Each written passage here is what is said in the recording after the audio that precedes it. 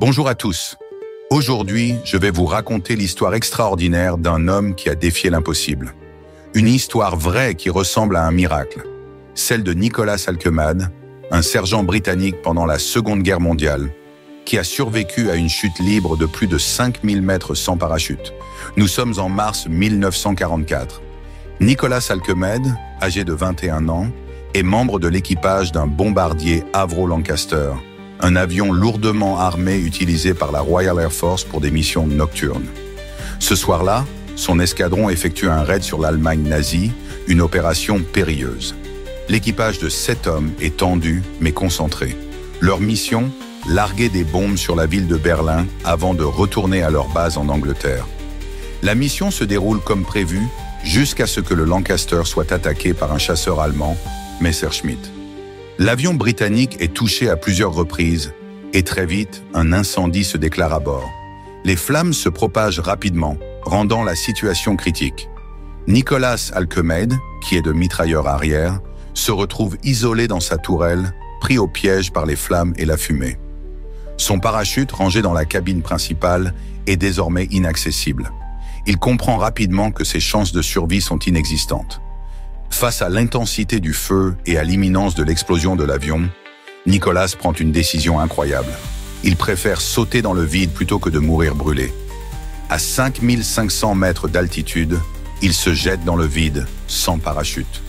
Une chute libre terrifiante commence, où chaque seconde semble durer une éternité. Alors que l'air siffle à ses oreilles et que le sol se rapproche à une vitesse vertigineuse, il se prépare à l'inévitable. Mais le destin avait d'autres plans pour lui. Au lieu de s'écraser sur une surface dure, Nicholas atterrit dans une épaisse couche de neige, au milieu d'une forêt. Les branches des pins ralentissent avant sa chute et amortissent l'impact. Lorsqu'il reprend conscience, il découvre avec stupéfaction qu'il est vivant. Mieux encore, il ne souffre que d'une cheville foulée et de quelques coupures mineures.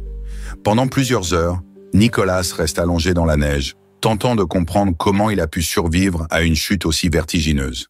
Finalement, il est capturé par des soldats allemands qui, incrédules face à son récit, le conduisent à leur supérieur.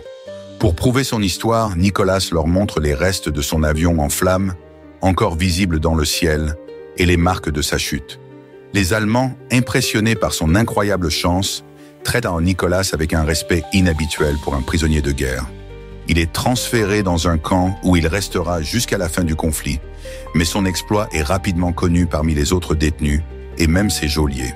Après la guerre, Nicholas Alkemade retourne en Angleterre, où il devient une figure légendaire. Son histoire est reprise dans des journaux et des livres, et il est souvent interrogé sur ce qu'il a ressenti pendant cette chute libre. Nicholas, avec un mélange d'humour et d'humilité, expliquait qu'il avait accepté son sort en sautant, ce qui lui avait permis de rester calme et détendu pendant la chute, un facteur qui, selon certains experts, aurait contribué à sa survie.